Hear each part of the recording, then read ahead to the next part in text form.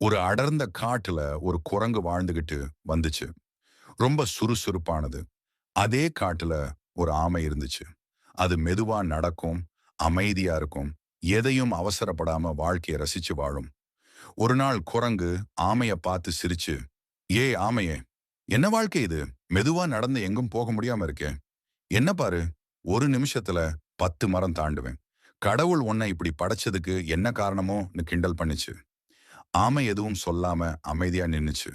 அப்போ 2 பேருக்கும் முன்னாடி ஒரு ஆழமான ஆறு வந்துச்சு. குரங்கு ஆற்றை கடக்க நினைச்சது. ஆனா தண்ணீர் ரொம்ப ஆழமா இருந்ததால பயந்து நின்னுடுச்சு.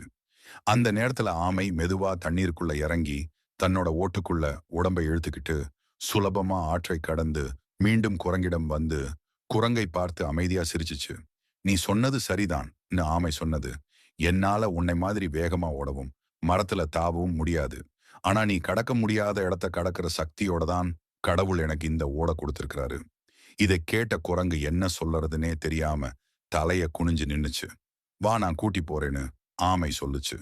கடவுள் அவர்களுக்கான தனிச்சிறப்பை கொடுத்திருப்பார் என்பதையும் ஆமையின் உதவும் குணமும் குரங்கிற்கு புரிஞ்சது.